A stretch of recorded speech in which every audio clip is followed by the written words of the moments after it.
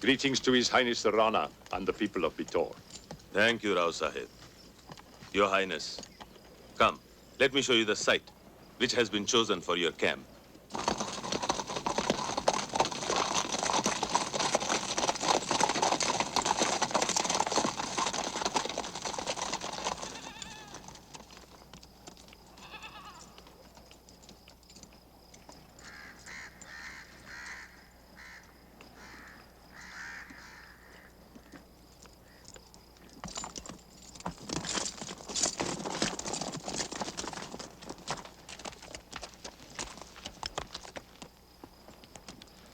It won't do, I'm afraid.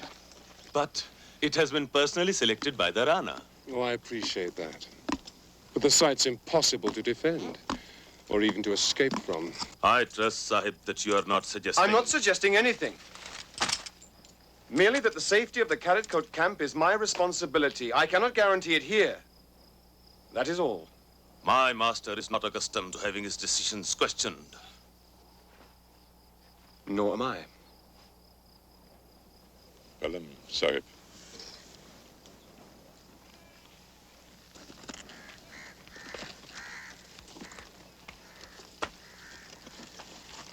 The gods know you have proved yourself a trusty friend, but what we have here is something more than the military consideration.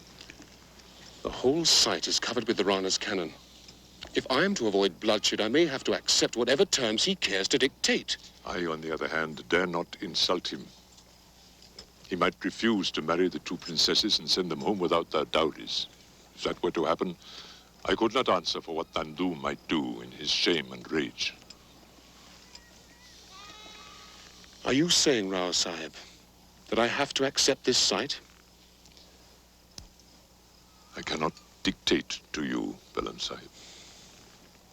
But what I am saying is that if you do not, then the consequences would be worse than anything you can imagine.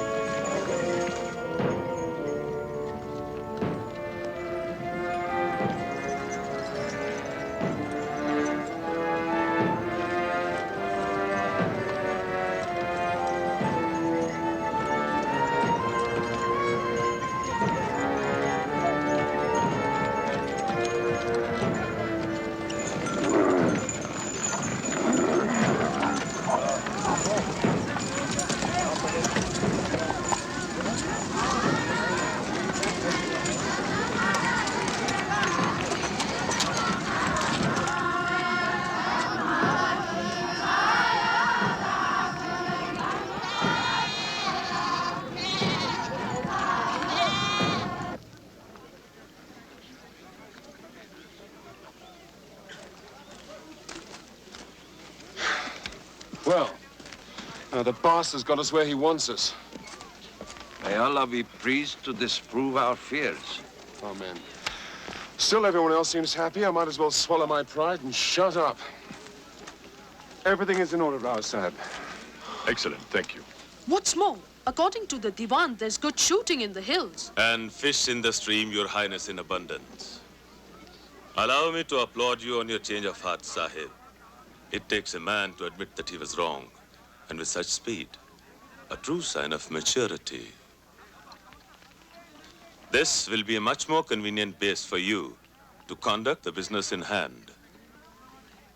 What business? Why, the terms of the marriage contract between His Highness the Rana and the sisters of His Highness the Maharaja of Karit. But they have already been exchanged. And on reflection, it just to be unsatisfactory. The council is unanimous that they must be renegotiated on a more realistic scale.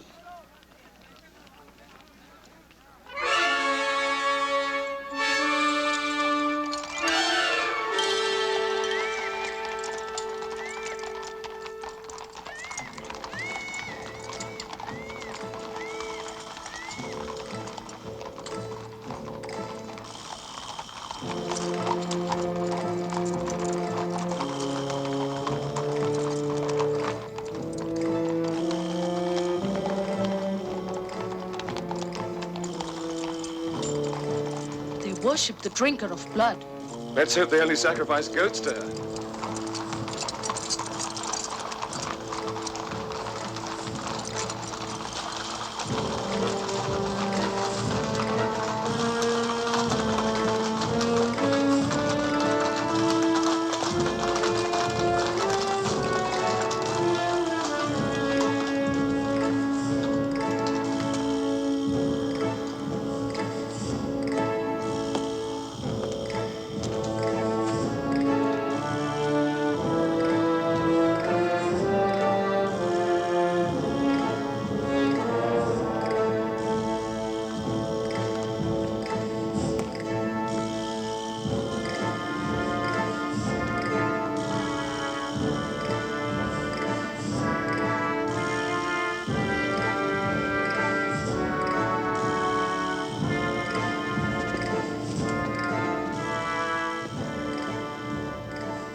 Captain Pelham-Martyn and the representatives of Karid Court, Your Highness, the bride's uncle and their brother.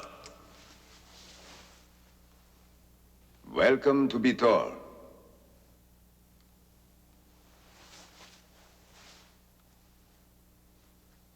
Your Highness, Rao Sahib.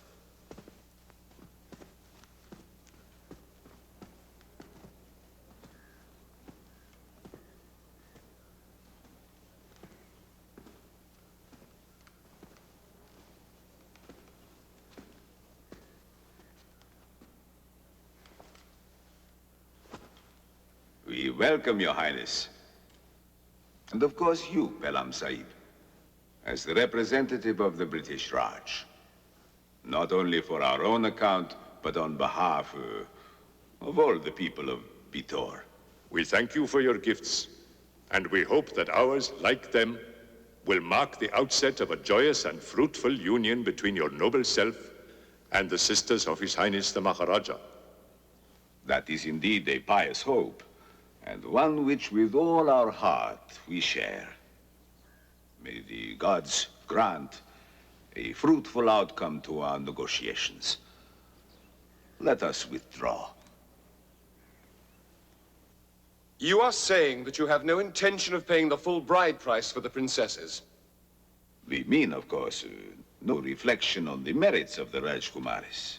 Merely that the price was exorbitant.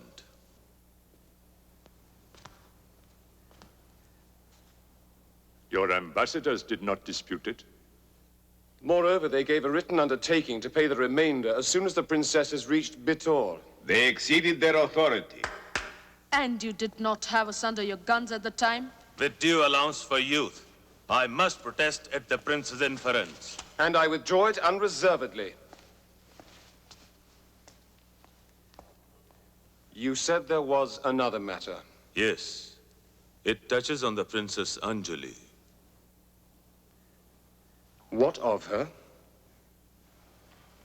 You must understand that we made a great concession in considering marrying her at all. She is of advanced years for a junior bride, besides being of mixed blood. None of this was concealed from you. We would not dream of imputing anything so unworthy to a brother ruler and a Maharaja.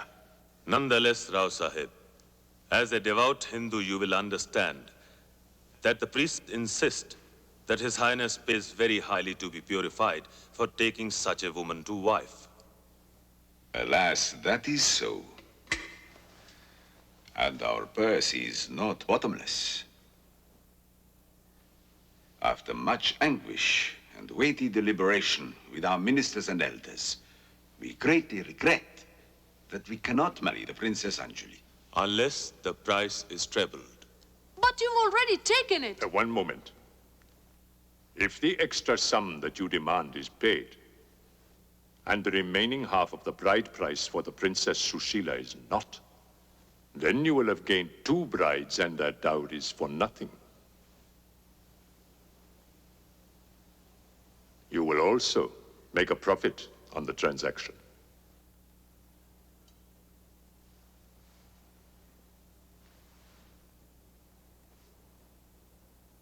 Well, if you say so.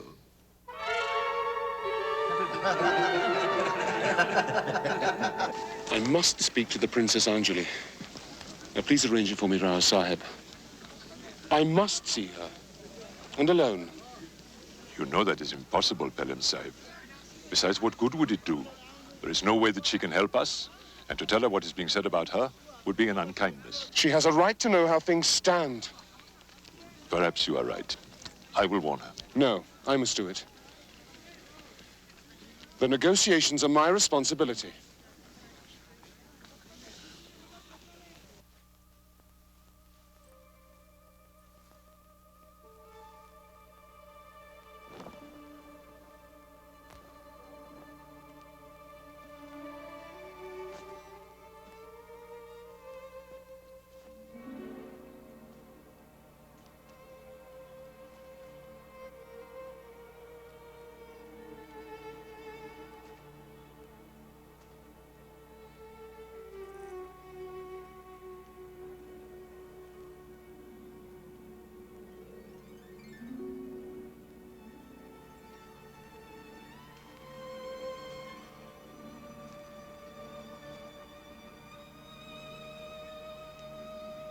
It's no good, my dear love.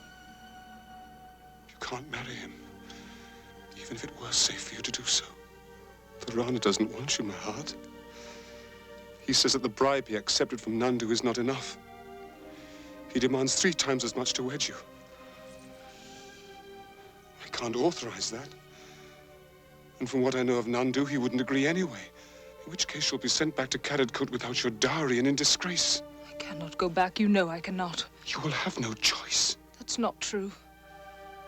The Rana may refuse to wed me, but he cannot refuse to let me stay and take care of Shushu as a waiting woman or an eye if need be. Don't be a fool, Lala. Once you're under his roof, he'll be able to do exactly what he wants with you.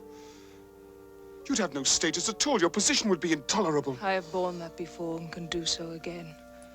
But Shushu... Oh, damn Shushu! You don't know what he's like. He's dishonest and arrogant and cruel. He's steeped in vice. He's obscene, I tell you. Every word you say is another reason for me to stay and help my sister. She won't even miss you when she's Rani of Bitor.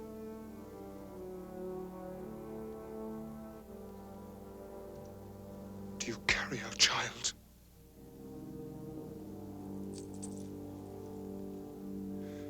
I'm sorry. I do. More than I can ever say.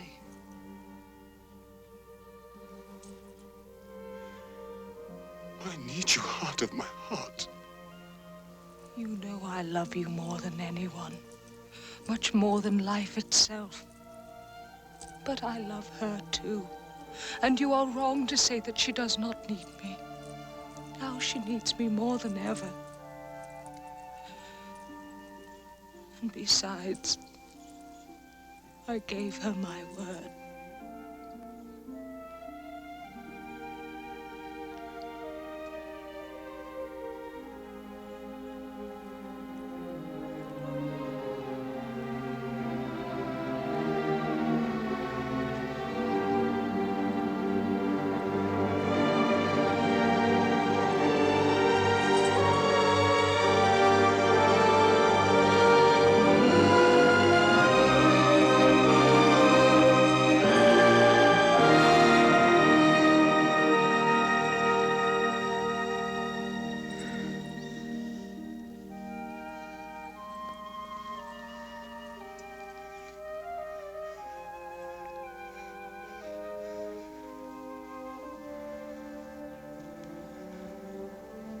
If ever you should need me, you have only to send this and I will come. I know. Unless I am dead, I will come. I shall think about you every hour of every day and hope that you are happy and be thankful to have known you. And are you? Farewell, my lord, and my life.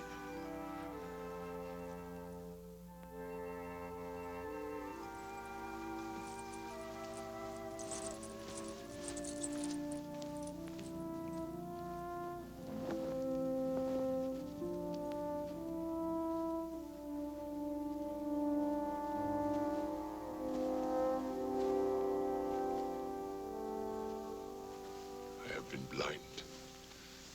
Blind and foolish. And I am truly sorry, my son. And I am much to blame for your pain. But Anjuli has made a wise decision for both of you. The best thing that we can do now is to make sure that she stays here as a wife and not as one of her sister's waiting women. The gods know that is difficult enough, as we have both brought her so much sorrow. You, by stealing her heart and making the future sadder and more desolate for her. And I, by my negligence and folly.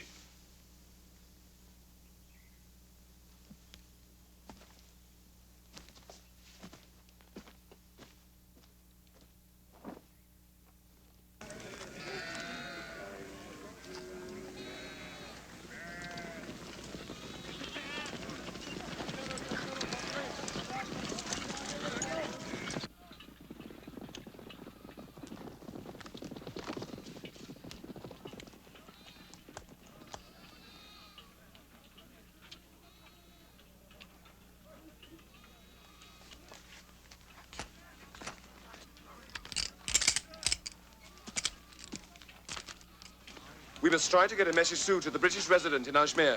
I fear that may not be possible. Why? They say that the forts speak to each other with small shields of polished silver that reflect the light of the sun. You shouldn't believe everything you hear.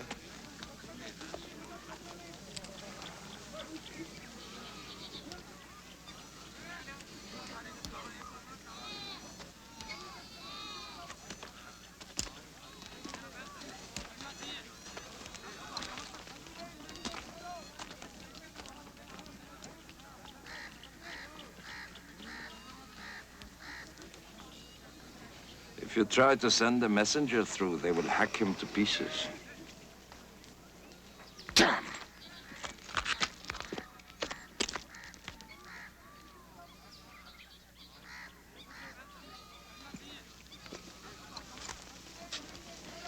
If we do not agree to the Rana's terms, do you think he'd order his cannon to fire on us? We cannot take that chance, Mirage. What do you suggest we do then, Pelham-Martyn? Move out. When? Tonight. If it should come to a fight, Mirage, you are to take the two princesses and Prince Jyoti with a cavalry escort and make your way out across the hills. And you? I'll keep the infantry with me to cover your retreat. Make sure there are plenty of fires lit tonight. That should help fool them. If all goes off peaceably. On our side, you and I will visit the Rana in the morning.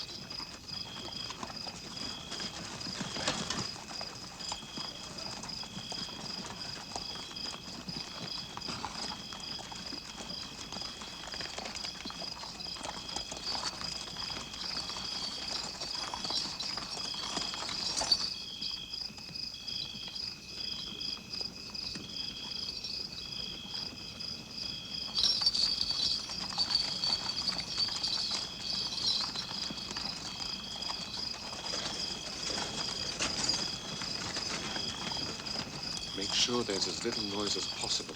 Yes, Pelham-Martyn.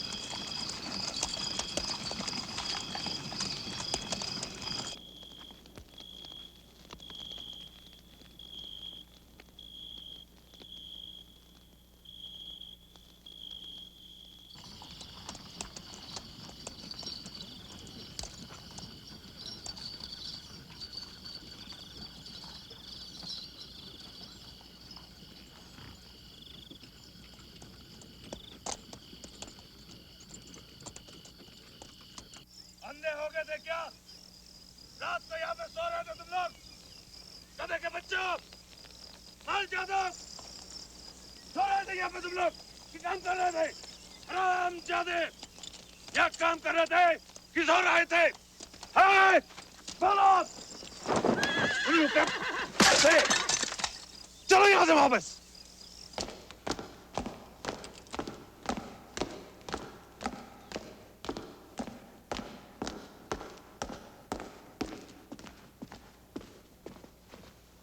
Your Highness saw fit to man the forts which commanded our camp. Furthermore, you caused them to run out the guns, lay them, and train them at us. The fact that they were not fired is immaterial. The threat itself was tantamount to an act of war against a party under the express protection of the British Raj. For which reason I desired this meeting.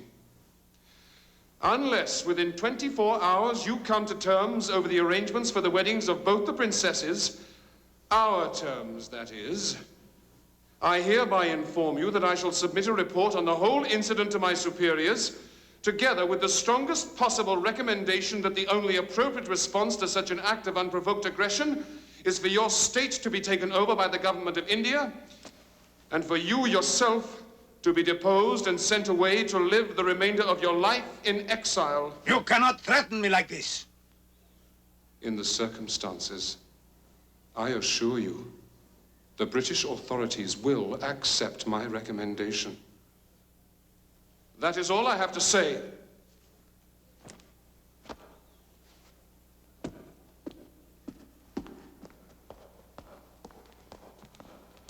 Your Highness. You are a fool. Yes, Your Highness. Yes, yes, Your Highness.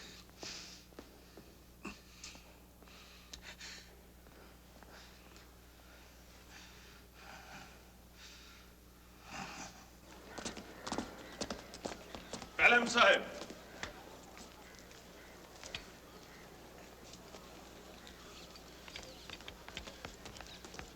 Let us not be hasty. My patience is exhausted. Rao Sahib, I beg you, let us see if this unfortunate misunderstanding cannot be resolved by older heads. Let it never be said that we left any avenue unexplored.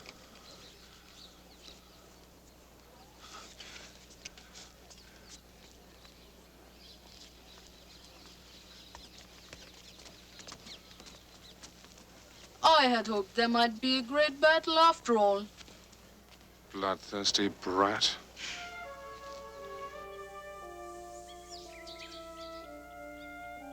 The Rana has decreed that this palace be regarded as Karit Court territory for the next 6 weeks. We have to look upon it as our home. In effect, it is we who are obliged to invite the bridegroom's party to attend the wedding. A truly thoughtful and courteous gesture.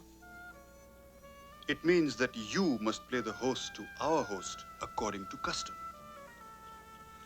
Well, I hope you don't find it too expensive. No question but the Rana is a very cunning fellow. We could not have refused such an invitation, and so we must put a good face on it. Nonetheless, perhaps we should leave half our company where it is. In case of further misunderstandings. It would indeed be a wise precaution. Your idea and a good one. See to it, Mulraj. I'm going on Shikar with Koda Dad.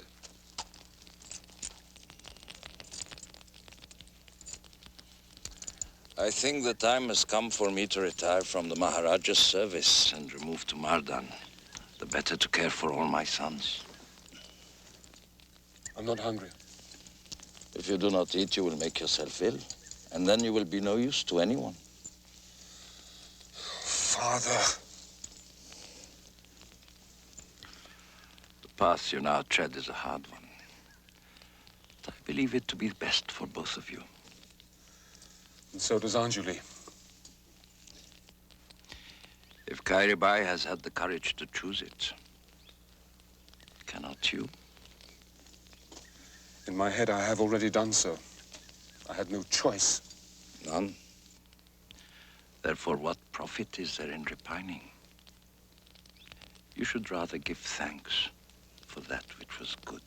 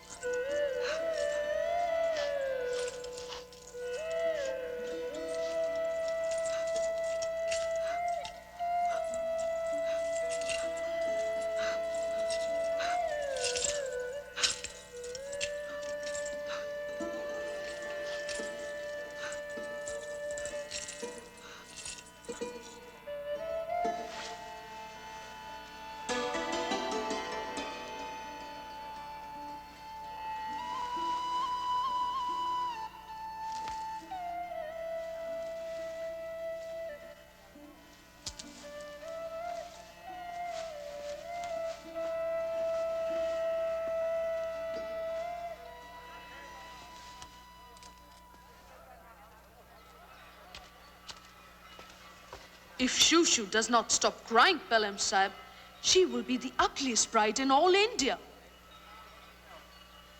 Do you suppose the Rana will beat her? I would if she were my wife and all she could do was cry. The Rao Sahib sends word that the Barat has left the Rang Mahal. Come on.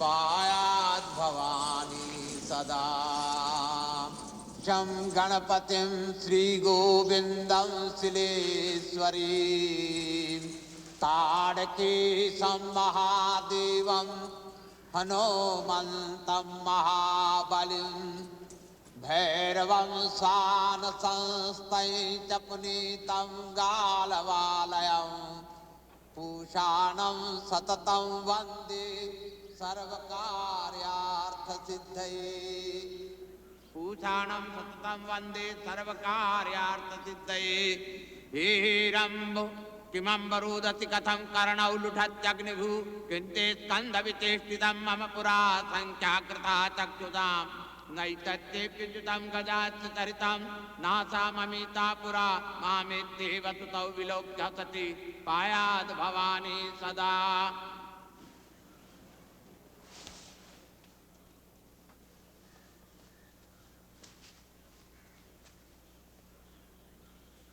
दशावरान् दशापरान् पुरुषान् आत्मनस्तीति कोनविंशति कुलोद्धारणार्थं Sreelakshmi Narayan प्रीते ब्रह्म विवाह विधिना पत्नीत्वेन तुभ्यमहं संप्रददे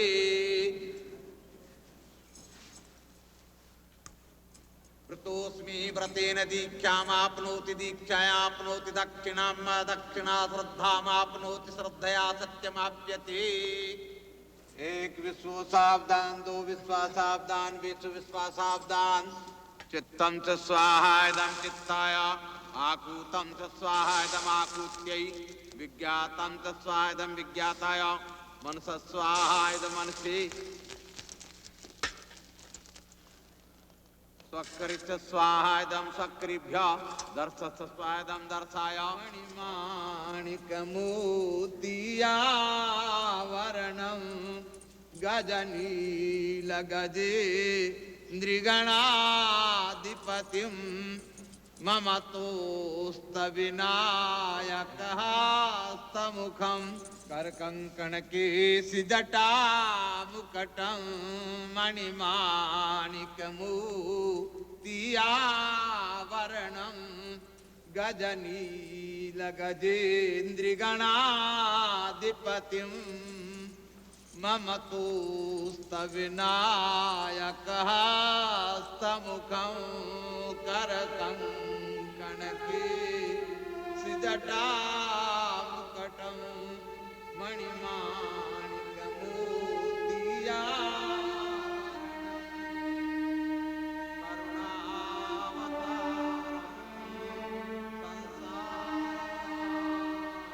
Lord, forgive 3 sins that are due to my human limitations.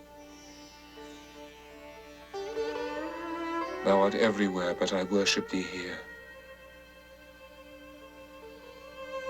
Thou art without form, but I worship thee in these forms. Thou needest no praise, yet I offer thee these prayers and salutations.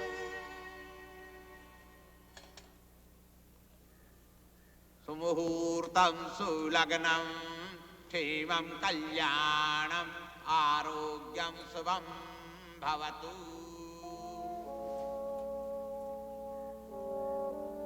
सुमुहूर्तं सुलग्नं क्षेमं कल्याणम् आरोग्यं शुभं भवतु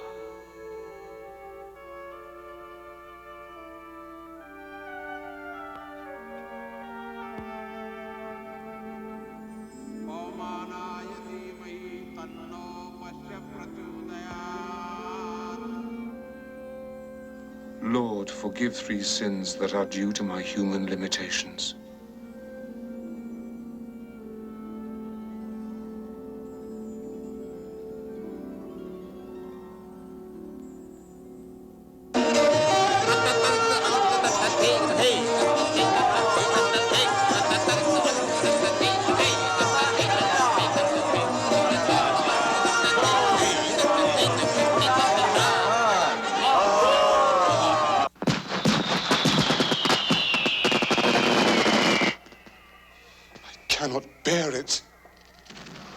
I understand you, my son. But you must bear it.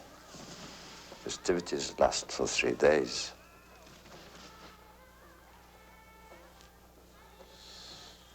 My heart is breaking, Father.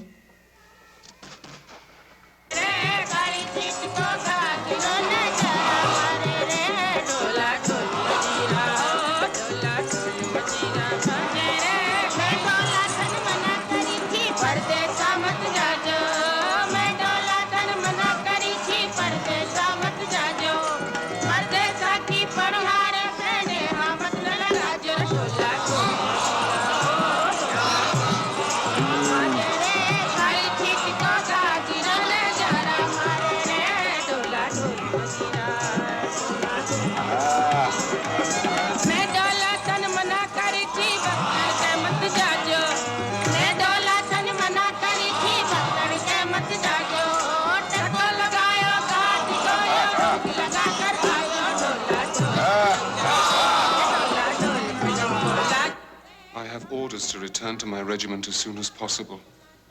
May I have your permission to leave? You forget, Pelham Sahib.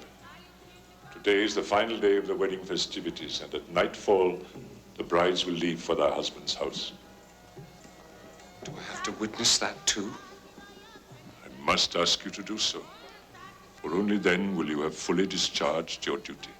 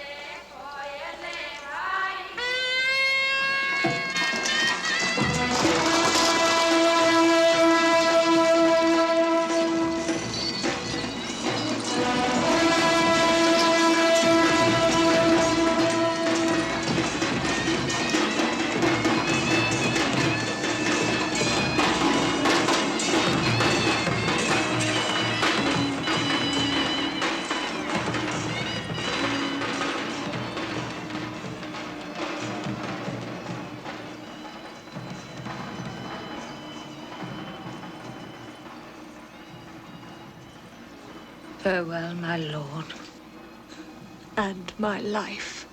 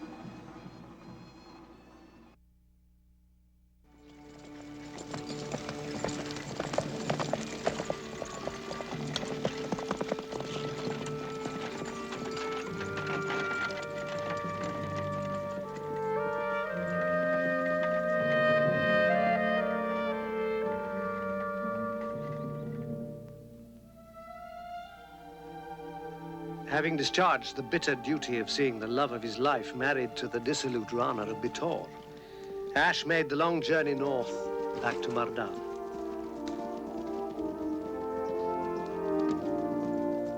Meanwhile, across the frontier in Afghanistan, war had broken out again, and the guides were on active service.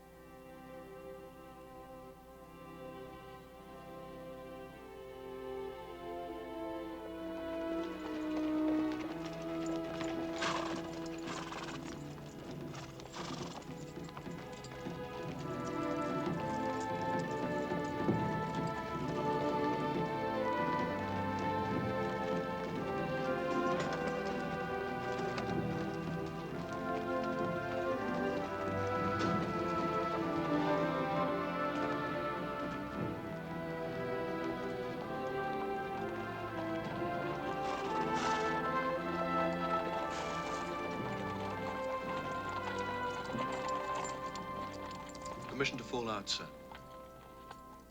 I say to you all, well done. Hope hot. Carry on, Mr. Hamilton. Dismiss the men to quarters and see to the wounded.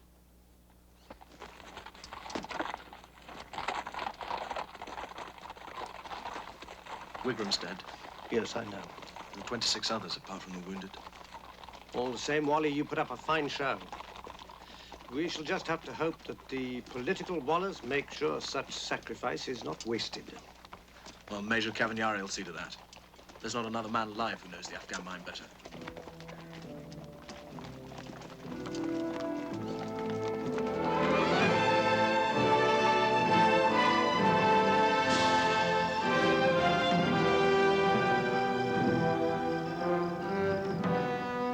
But Major Cavagnari, I'm in no position to accept a British mission in Kabul.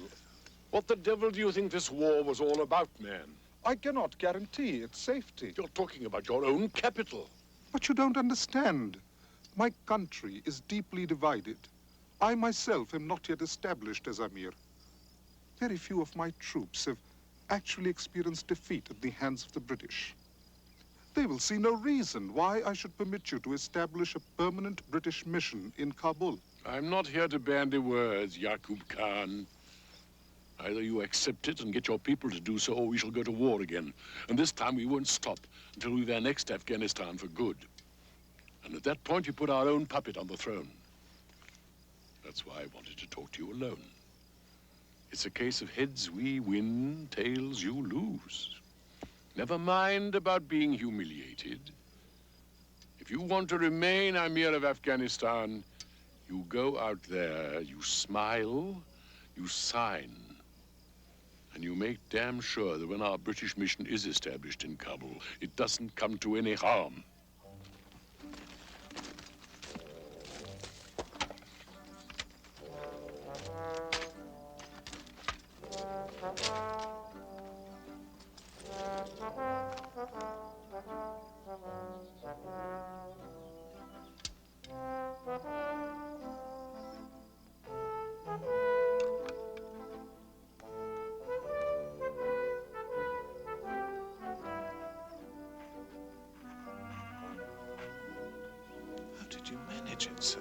Rated him like some second-class headman. Seems to agree with him. Wait till he hears who's going to head the British mission. Yours very truly. It's all arranged with the Viceroy. The KCSI into the bargain. Major Sir Louis Cavagnari. How'd you like the sound of that? Eh, Jenkins? Very well, sir. My congratulations.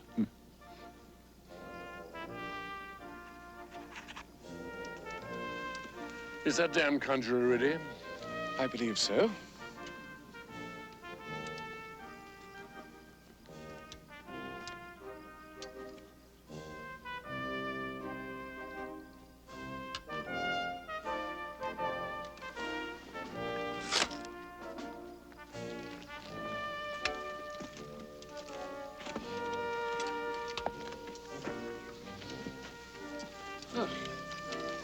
We'll get on famously now that it's all settled. You'll see.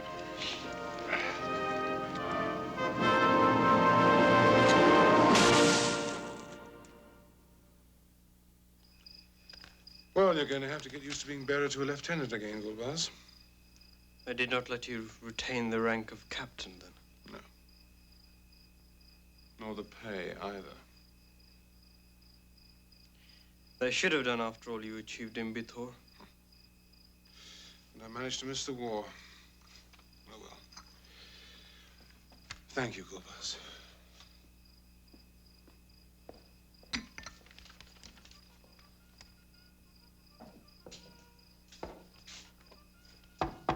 Come in. Wally! It's good to see you. It's good to see you, too. And congratulations, by the way. On what? Oh, come on. You, of all people, can't be offhand about having won the supreme award for valor. No, I'm not. But to tell you the truth, I'm a bit down in the dumps. I mean, what with Wigram being killed and everything. Still, let's hear about you. That'll cheer me up.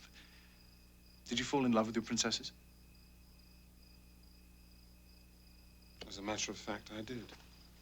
And was the sentiment reciprocated? Yes, it was, actually. I do believe you're serious. We were, Wally. Very. Then it didn't work out? No. I'm sorry. But it couldn't really, could it? You've just joined the majority. I had hoped you'd be less prejudiced. What, me, an Irishman?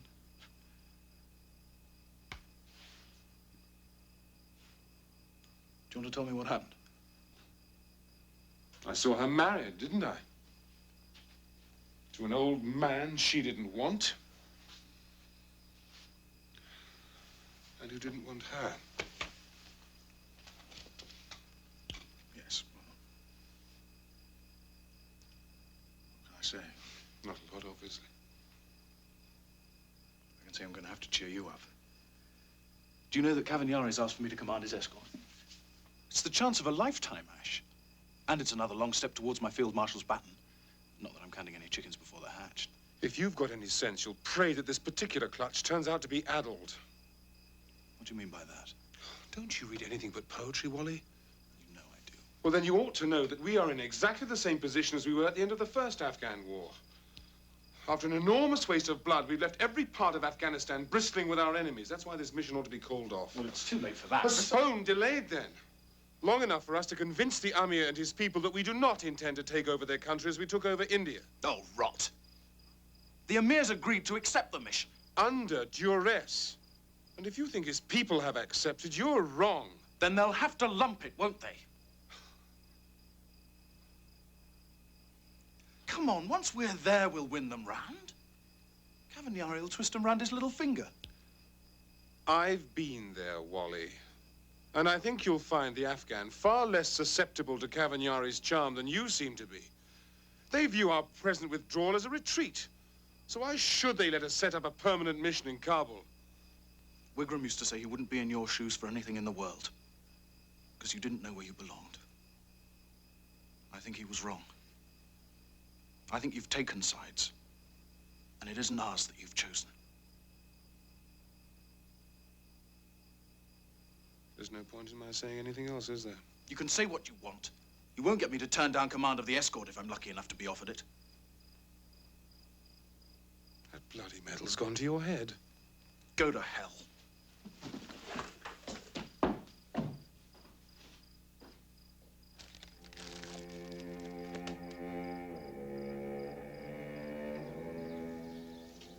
When did this happen? Oh, I was promoted Residar in the field at the Battle of Fahatabad. You must be very proud. Almost as proud as our father. Have the members for the escort been selected yet? Not officially. Well, don't do anything stupid like volunteering for it, will you? We, your friends, are no longer boys. We are grown men who can make up their own minds. Zarin. Zarin. Salam, Sahib.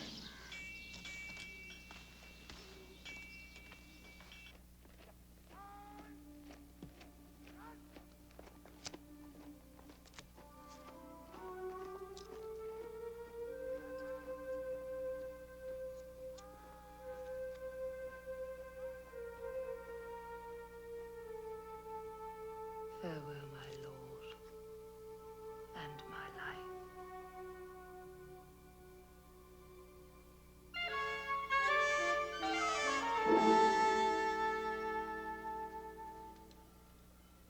A present for me? Where is His Highness? Take me to him now, quickly. It is not right that Sushila Rani should be so indulged. Thank the gods for permitting her to find happiness in a marriage which she fought to avoid and dreaded so greatly. All the less reason for her to cause you to be treated in this way. Confined in these two wretched rooms, your dowry, and even your trousseau taken away. That's not Shushu's fault. Your Highness summoned me? Oh, I did? I wonder why. The message was that you had a present for me. Oh, it's only a little trinket, a mere bauble. Show it to me. But of course. Here. It is beautiful. Don't be impatient. What do I get in its stead? My thanks. For this?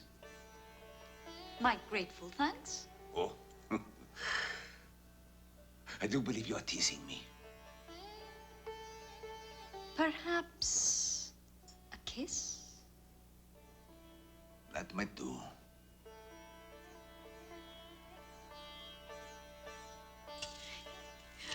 For a start.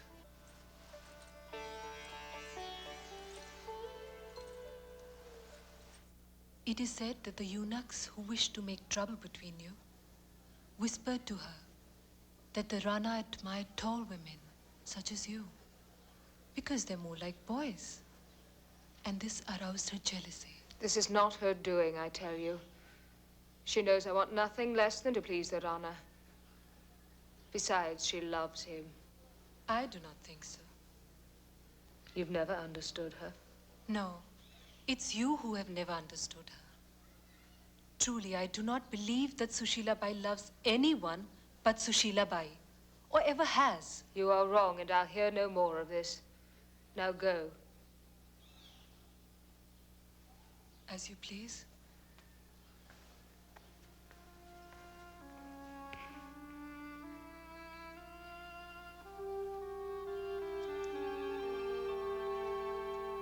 I must ask you to accept my resignation. All right, Hector. Right you are, sir. Sit down, Ash. Thank you, sir. Cigar? No, thank you. I have to ask you why. Well, who was it that wrote if a man cannot keep pace with his companions? Perhaps it is because he hears a different drummer. Let him step to the music he hears. I haven't the remotest idea. Neither have I. Anyway, sir, I think that time has come for me. I'm grateful to you for being so frank with me. But I can't say I'm entirely surprised. What'll you do? Take up where my father left off, I imagine. Wander about a bit and eventually produce some tome on even less familiar dialects of Hindustan. In 2 volumes? Ideally. Very well. If your mind's made up, I won't attempt to alter it. I'll accept your resignation, and I'll see that no difficulties are put in the way of your leaving the army. Thank you, sir. In return, I would ask you to do something for me. Or rather, for the regiment. Well, of course, sir, if I can.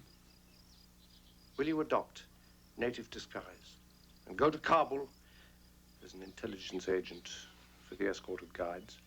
Provided, of course, that this infernal British mission becomes a reality.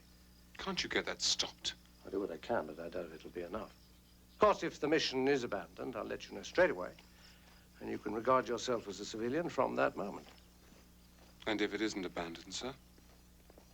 Then I would ask you to remain in Kabul as long as the guides are there.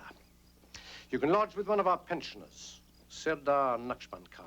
He's 100% reliable. As soon as the escort is relieved by another regiment, you're free to go. Will you do that?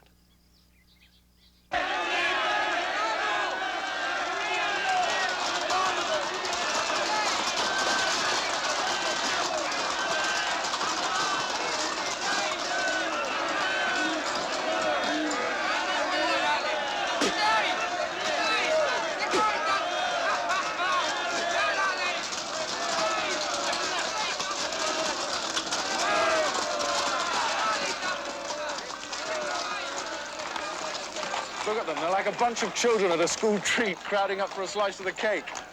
Since we're outnumbered even by the ruffians lining the route, there's not a simile that greatly comforts me. Suppose we turn out to be the cake.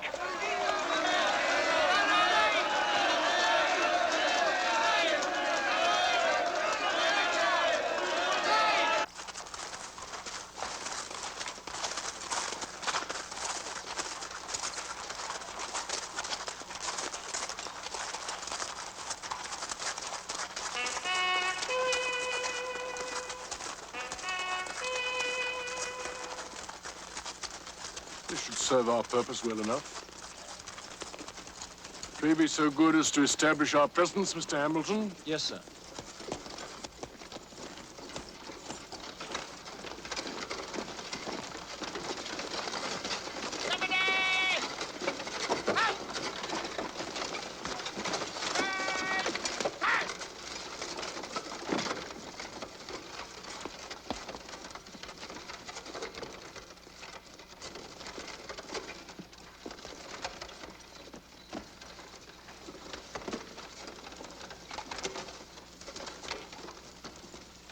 Dismiss the men, Sergeant. Hey, Smith!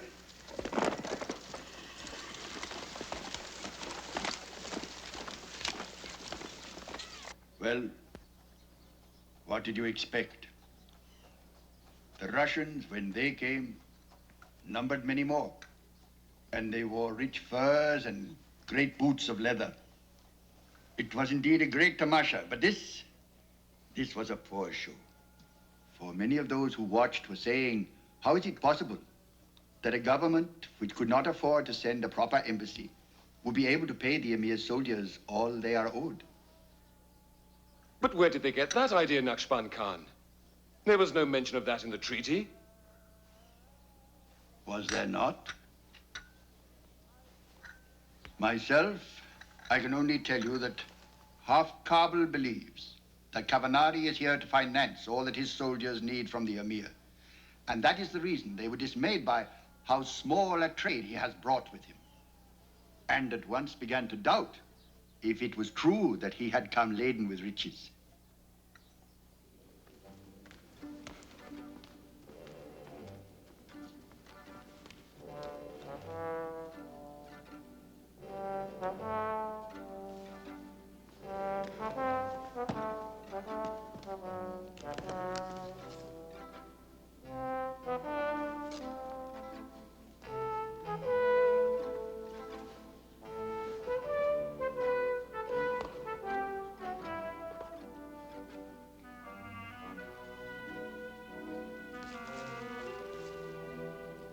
Well, now that we are here, hope your people won't find us quite such rapacious ogres as they feared. That is my wish also. I assure you that I, personally, and all the members of my mission, will do everything we can to foster the most cordial relations between our two great nations. Our two great, and need I say, proudly independent nations.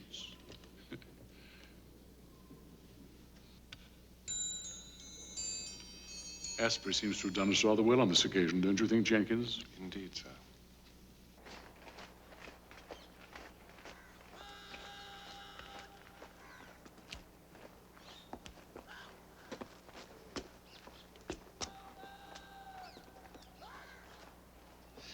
This place gives me the creeps, Rosie.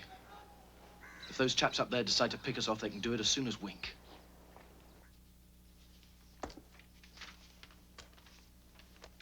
Minister Plenipotentiary Cabell to Viceroy Simla.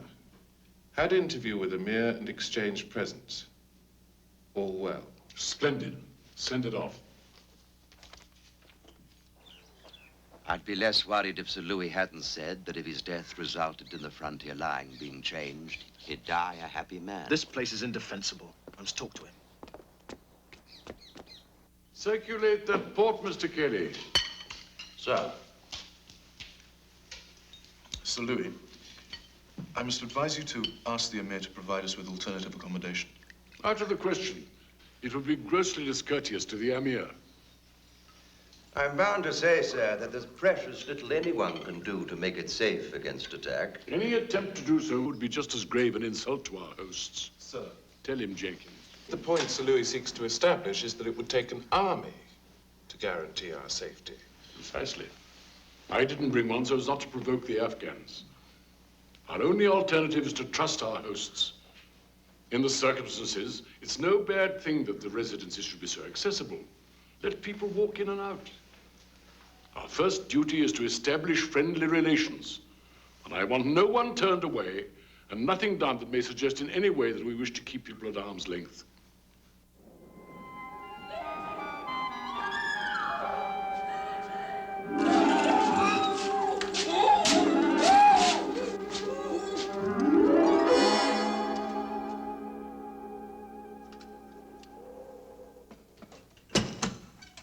Gita? Rani Sahiba?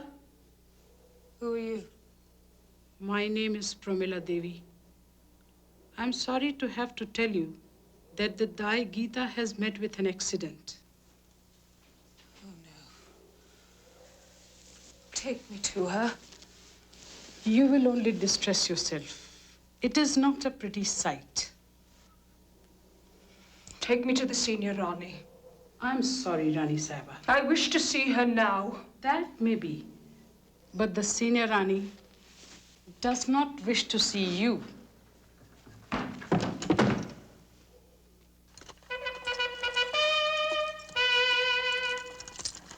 Forward!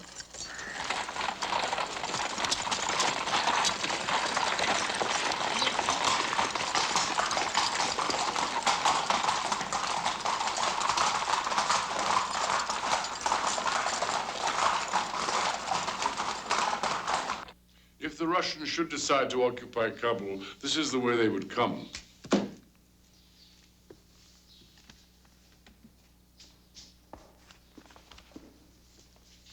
Lieutenant Pelham-Martyn, sir.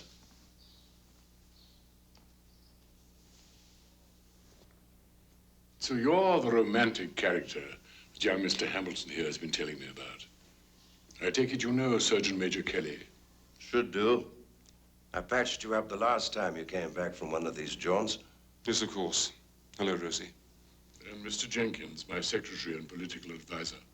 I don't think I've had the pleasure. I think you should know that the Harati regiments are back and they're on the rampage. Curs bark. They don't bite. Oh, they bite all right, sir. Particularly when they believe you have their arrears of pay.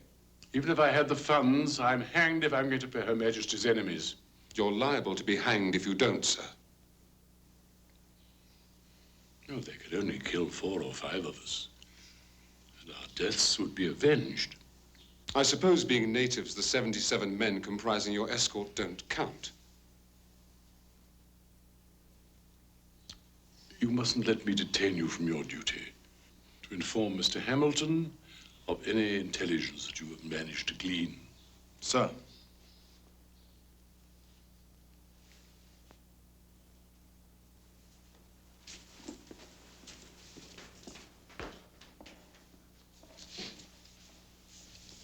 An opinionated young man, but a brave one. To be a spy takes a lonely sort of courage. Good Lord, yes. Mind you, he was always apt to fly off the handle as far as the natives were concerned. But that's his upbringing. There could be something in what he says. I mean, if the Afghan army really is looking to us for its arrears of pay... It's in for a shock. That's it and all about it.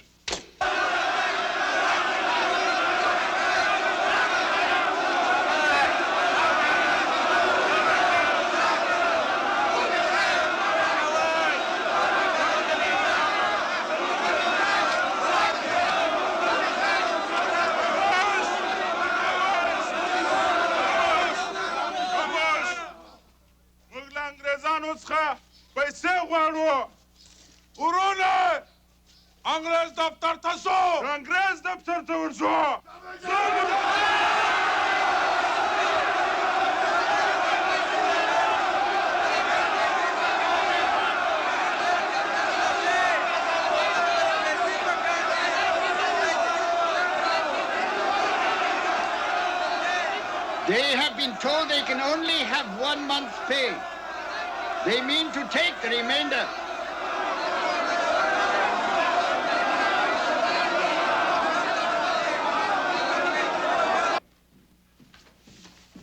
Telegram from the Viceroy, sir. Communication received will be hereby authorized. Pay the Amir's troops should you judge this advisable. I'm damned if I do.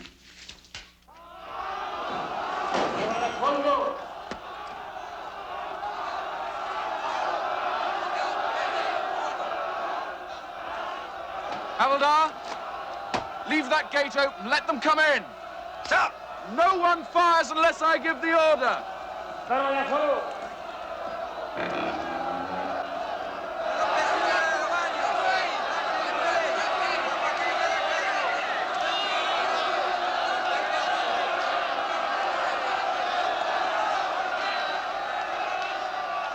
Dear God, please don't let them open fire.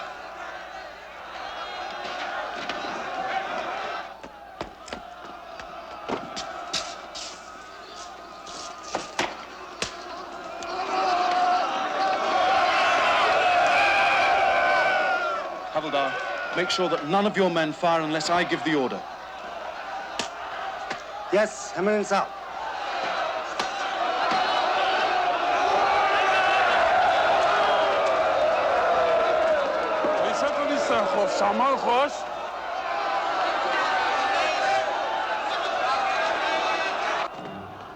I want 6 men.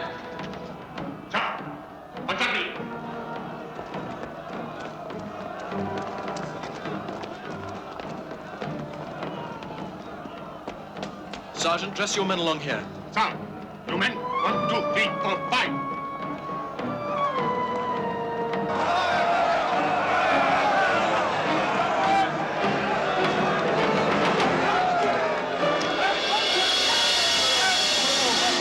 Bruno, مغلنيو مغلق كواغ نري صاحب خپل حق غواړو درځئ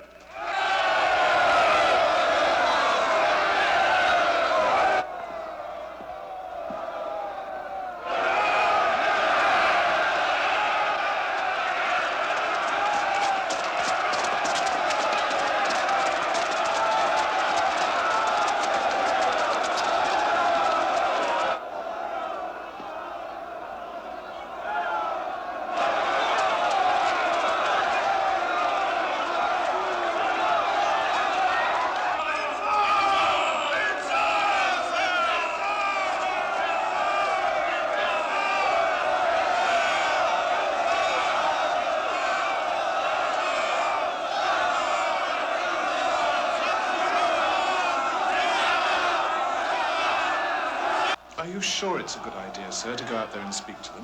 Certainly. They're not likely to leave until I do. And we really cannot put up with this ridiculous form of disturbance any longer.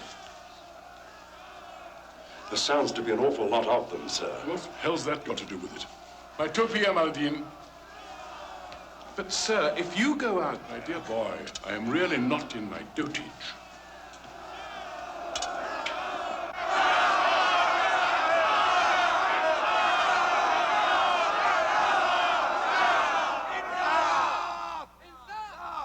What have you all come here for? What is it you want? Here, you. You seem to be the ringleader. Step forward. What is the meaning of this shameful garbar? And how dare you come battering at the doors of an officer who is a guest of your Amir and under His Highness's protection?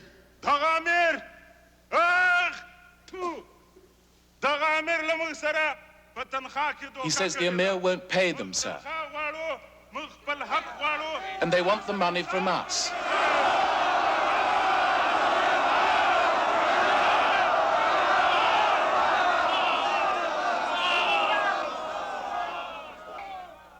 I grieve for you, but what you ask is impossible. I cannot interfere between you and your ruler. I have not the power to do so, and it would not become me to attempt it. I'm sorry. Barbarians, not a jot of discipline. That's their trouble.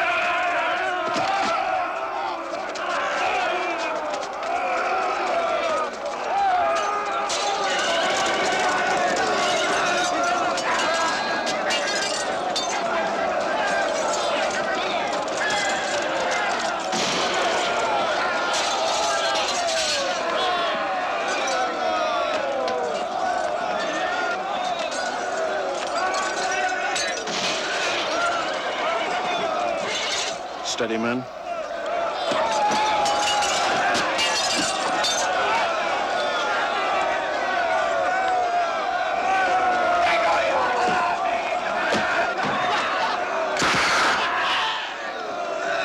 Volley fire. Present. Aim above their heads. Fire.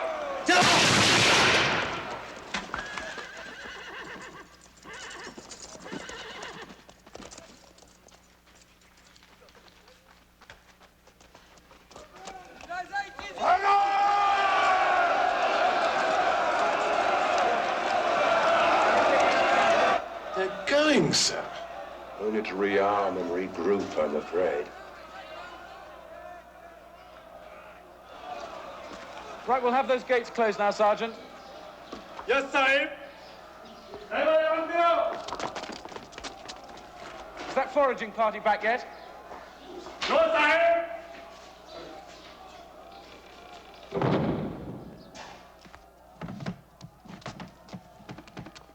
I think, Jenkins, I'd better send a message to the Amir. It's high time he detailed some responsible person to control this rabble.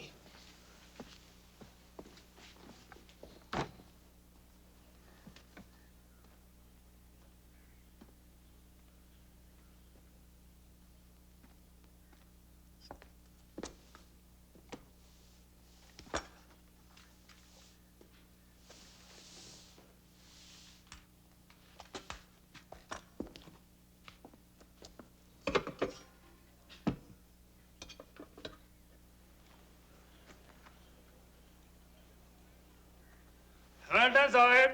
Mr. Anderton. Let him in, Sergeant.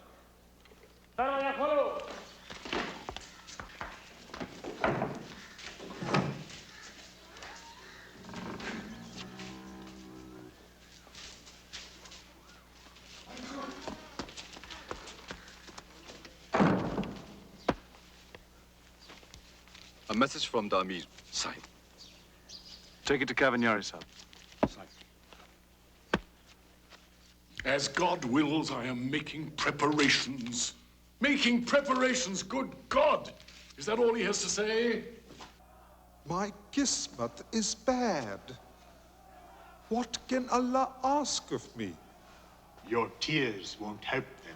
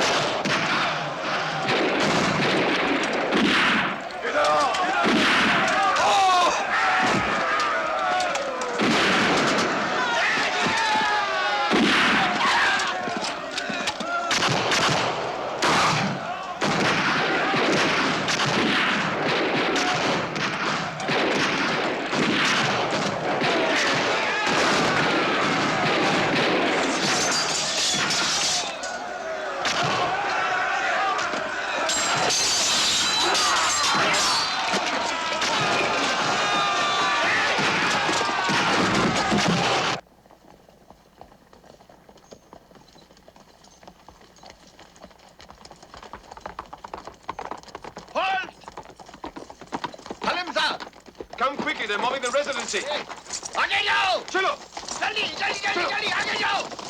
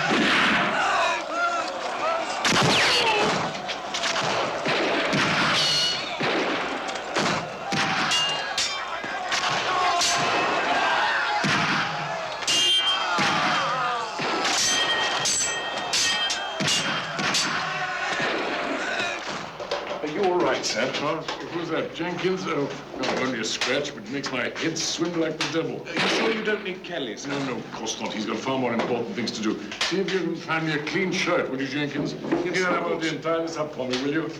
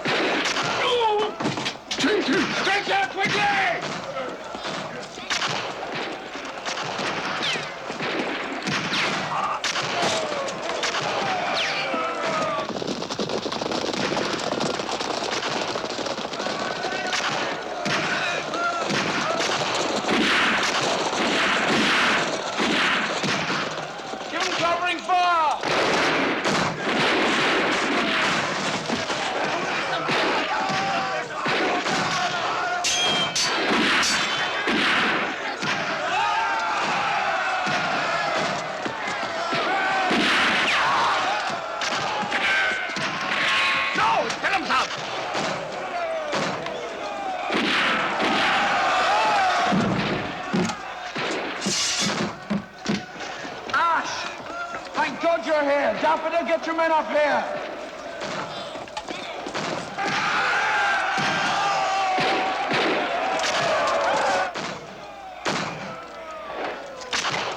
If Cavagnari were to agree to pay them, there's still time. Don't be daft, Ash. You know what these beggars are like once their blood's up. Easy does it, sir. Easy does it. I'm done for, you know, Kelly. Oh, nonsense, sir. Jenkins? Sir. Oh, there you are. You will let my wife know, won't you? Sir.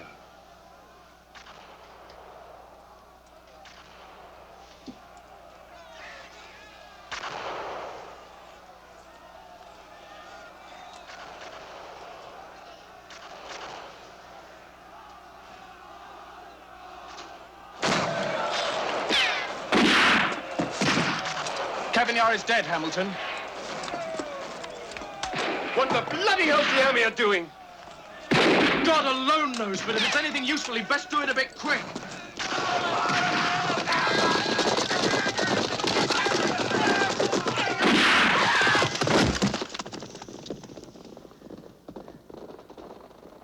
They seem to have gone very quiet.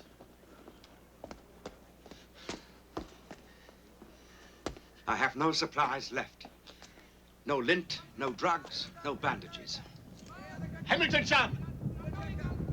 Look there!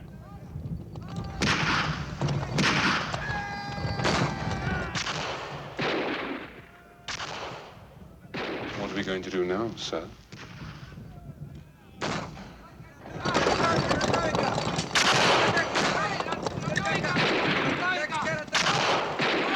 We're gonna have to take them. Organize covering fire. No, I'm coming with you. No, Ash. I must have one line officer here. You game, Kelly? Of course. Come on, then. Jenkins, load these up. Colibero!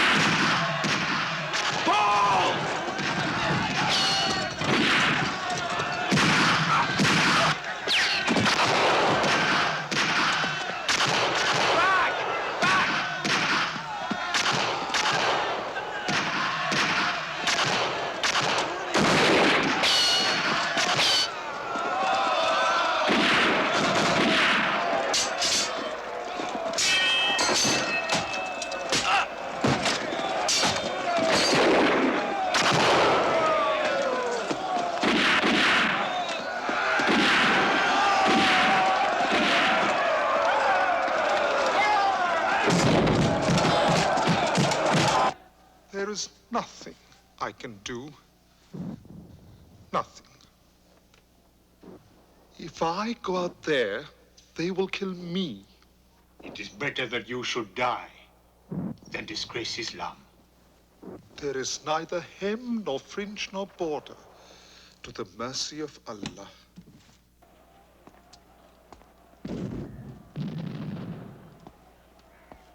We're going to have another bash at those cannon. What? You can't go again. It's been grand having you here, Ash. But I'll thank you to remember who's commanding the escort.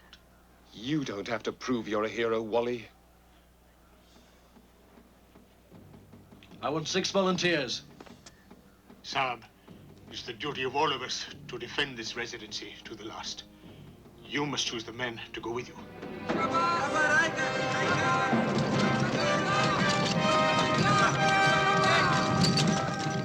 You keep the rabble amused and we'll have a go at spiking the guns. How's that for an idea? Nearly as daft as you are. God bless you too. Are you ready, men? Yes, yes. The golden evening brightens in the west. Sharp! तुम हमारे साथ इधर आओ।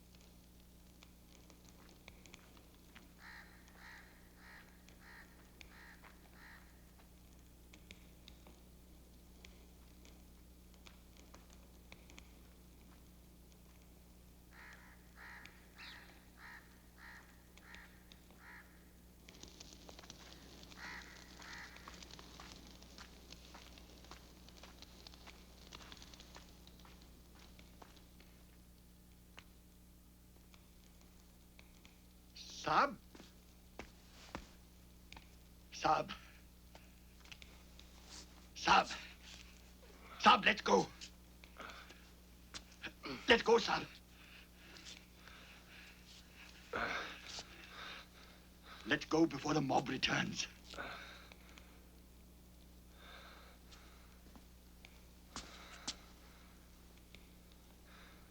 I have a duty to perform first.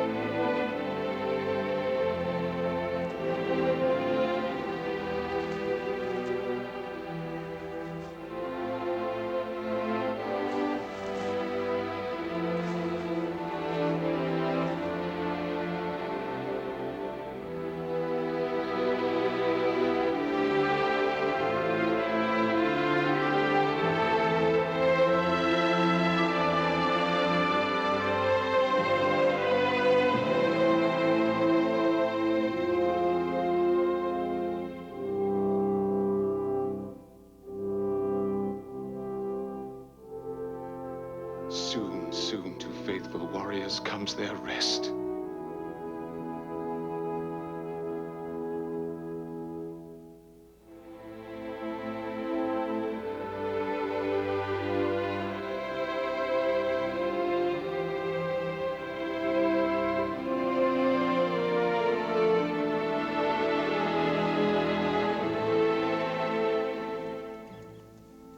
As the British sought revenge for the massacre of Cavagnari and his mission, Ash, having fulfilled his last duty to the guides, journeyed back to Mardan.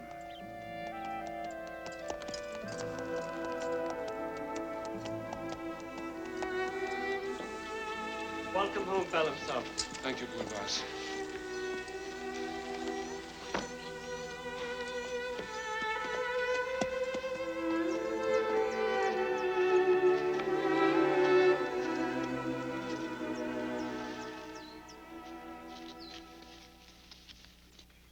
Namaste, Pelham Sahib. Namaste, Govindas. Kaisa hai? Let us sit here, Govindas.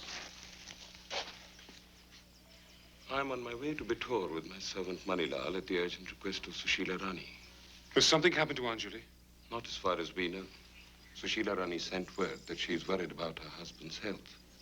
My master, the Rao Sahib, felt she must be indulged. Is he seriously ill, then? Who can tell? He's known to have had heart trouble. But I bring you a letter from Rao Sahib.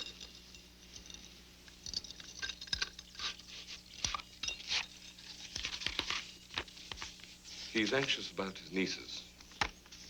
The eunuch who writes on their behalf says nothing, but they are well and happy. Yet we hear travelers' tales that Dai Gita, who served Anjuli Rani since birth, is dead. Which surely Her Highness would have mentioned had she been free to write as she would. Wherefore this summons for Gobind is an answer to prayer, as he will be able to learn how it is with His Highness's sisters. I have instructed him to devise some means of passing on any news to you. I would not trouble you with this had I not known that you too would wish to satisfy yourself that all is well. If it is not, send word. Do you know what is written here? The Rao Sahib did me the honor of reading it to me before he sealed it. Well, I can tell by your face that this is not all. No. We have learned that his wives will be burnt with him according to custom. But Sati's against the law. My master says you will know what the law means in Bithor. When the previous Rana died, 14 women, wives and concubines, followed him into the flames. The wits say that this time, only 2 women will burn, there being no concubines, but only catamites. It's an ugly jest. Yet even the jesters believe that the Ranis will become Sati for the honor of Bithor. When they burn, they will stand, as it were, as a symbol or a substitute for all those widows who shrunk from doing so, or were prevented by their relatives or by your laws. I'll alert the authorities here.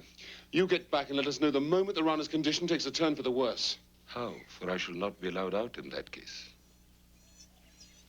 I will show you how.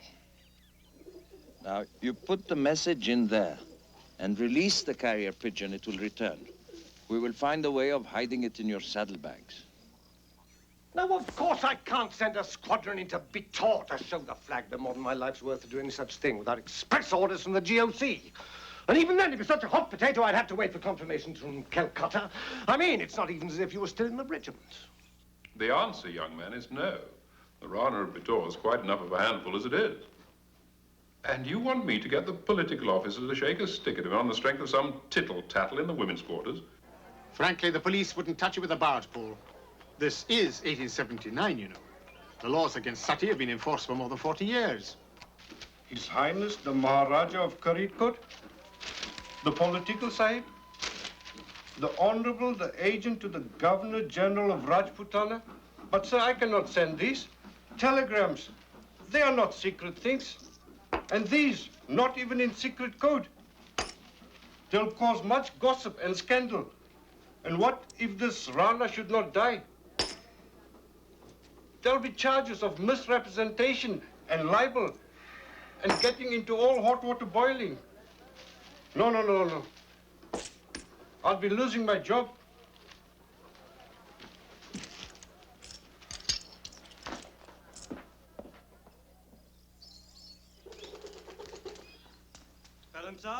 Pelham Saab, the carrier pigeon has returned.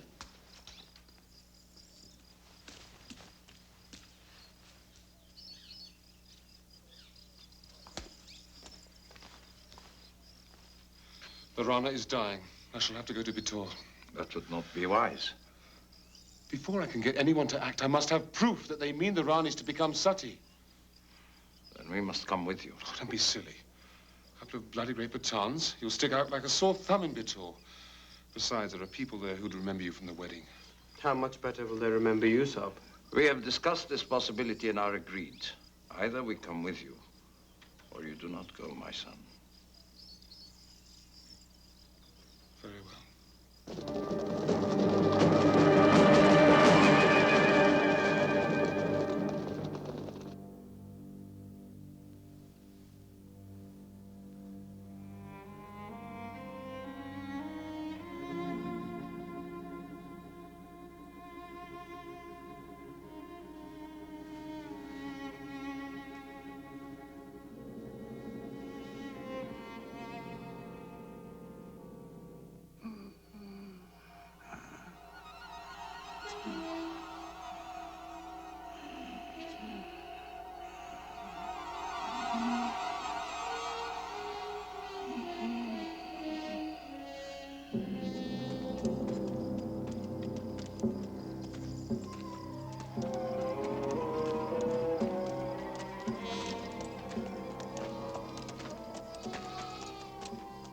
I must have ridden past this place 100 times without seeing it.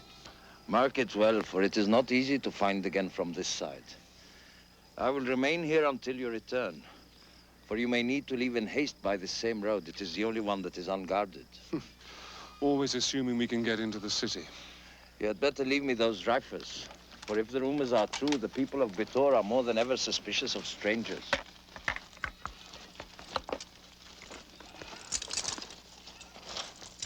Assalamu alaikum, Koda Dad.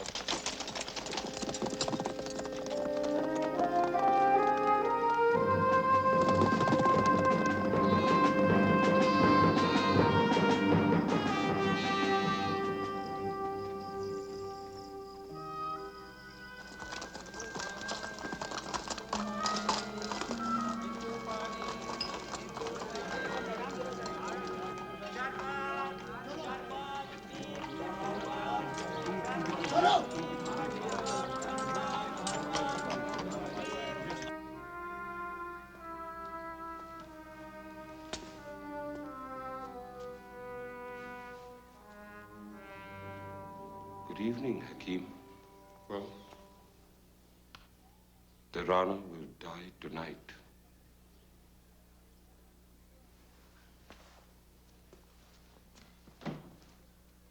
Then I must see the Diwan at once. You do not understand the temper and the disposition of these people. All they want is a barbaric spectacle. It is true that to look on the face of a queen and see her die is something that few will see more than once in a lifetime. A great tamasha. To many, it may indeed seem so. But you were raised as one of us long enough to know that to others, maybe to all, it'll be a holy occasion, one that bestows merit on everyone who is present. Therefore, on both counts, the people of Bitor will be enraged if anyone attempts to prevent it. I shall tell the Diwan that if the Ranis burn, the Raj will send a political sahib and a regiment from Ajmer to arrest him. He will not believe you. The Diwan will know very well that you are not an accredited spokesman of the Raj. Had you been, you would not have entered Bitor secretly like a thief and in disguise.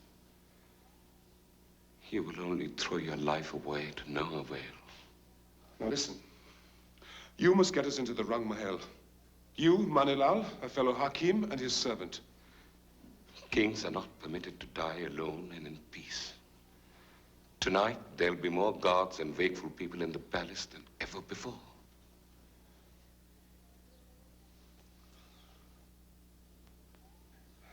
I will let you know when I have worked out a plan that will succeed. Gulbaz, you will come with me to the funeral grounds tomorrow.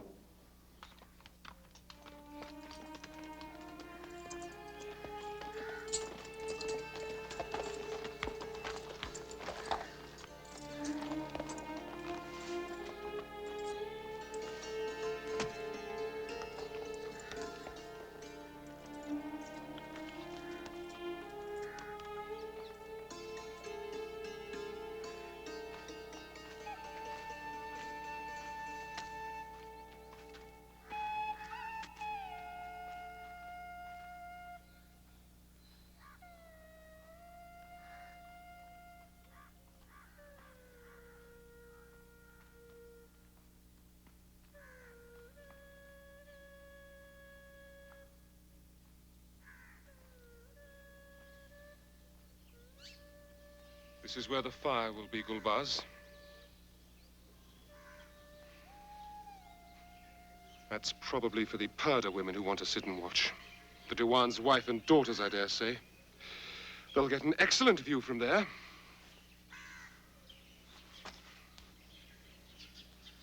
Pelham, sir, it would not be possible.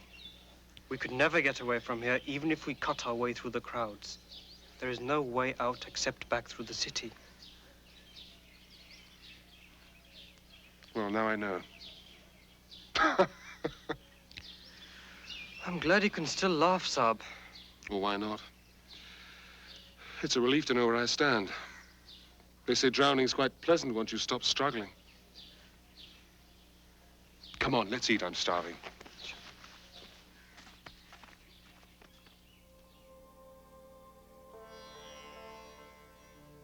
You know, Gulbaz,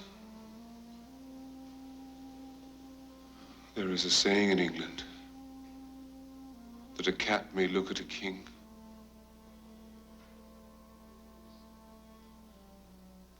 I must tell you, on the wedding procession, I came to love one of the brides, Anjuli Bai.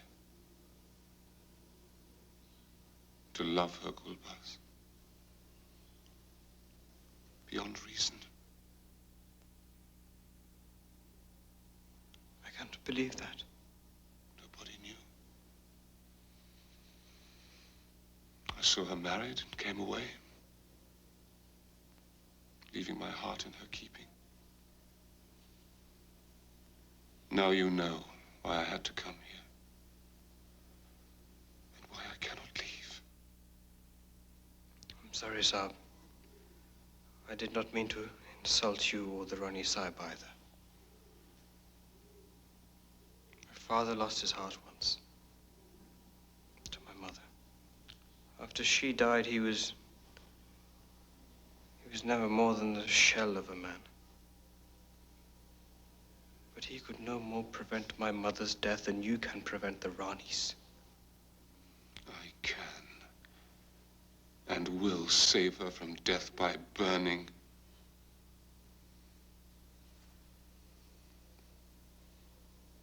Leave me, Gulbaz. Yes, sir.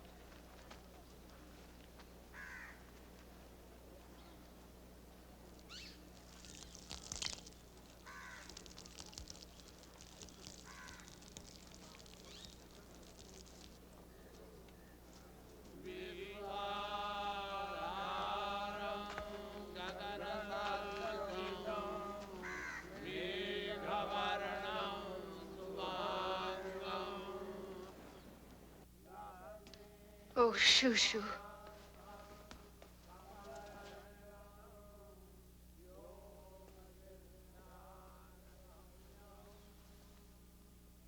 How dare you come into my presence showing no sign of grief? I thought to comfort yours. Now that our husband is dead, I can be with you again. It was not my husband who had you banished. It was I. I cannot find it in my heart to believe that, Shushu. When I fell in love with my husband, I could not endure the thought that you too were his wife. It was I who had you starved and humiliated. But why, Shushu? Why? So you would become old and ugly. And if the Rana should remember your existence, he would turn away from you in disgust. That is what Gita said. That you were jealous of me. But you had no reason to be, Shushu. Does it ease your pain to make me suffer so? I kept my promise. I came to Bator with you because you were afraid of becoming sati. I intend to die on my husband's pyre. And I will accompany you. I will be with you, Shushu. Never. You will not be permitted to defile the Rana's ashes. For being no true wife, it is not fitting that you should share the honor of becoming sati. Besides, I have made other arrangements for you.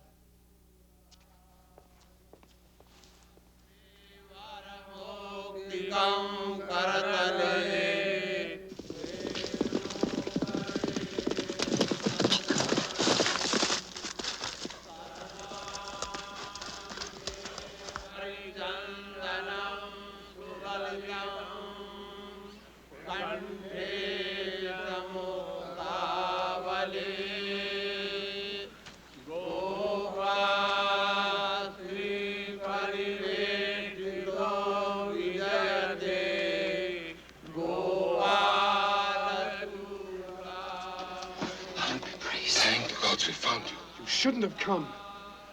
My mind's made up. We have learned that the senior Rani has ordained that Anjuli Bai be spared the fire if she witnesses the ceremony. What? Pelham Sahib, look.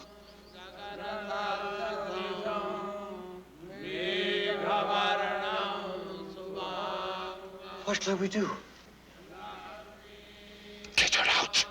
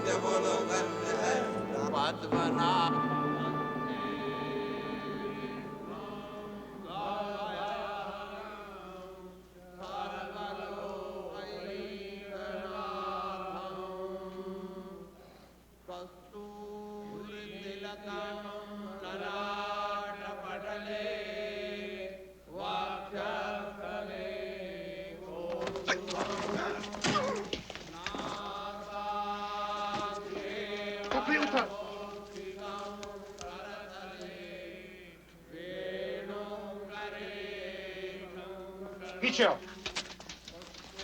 Come get here. Dixon.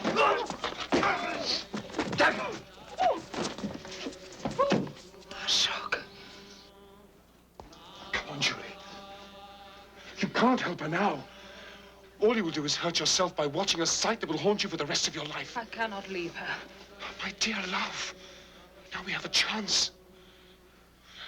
I came here to shoot you rather than see you become sati. Then do the same for her. No.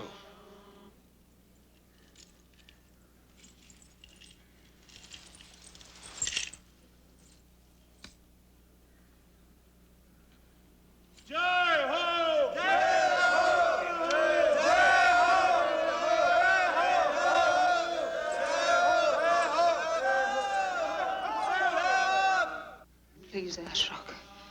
Let her die quickly and without pain. We shall all die a death worse than Shushilas if they hear where the shot comes from. It will not be heard above the noise. I beg you. Just because the little bitch spared you from the fire? Ashrock, you fool. She only spared me because she had ordered that the last thing that I should ever see would be the flames uniting her body with the Rana's. Afterwards, my eyes were to be put out with hot irons. My God. And yet you would still risk our happiness to put her out of her misery? Yes. We loved each other once. And I pity her.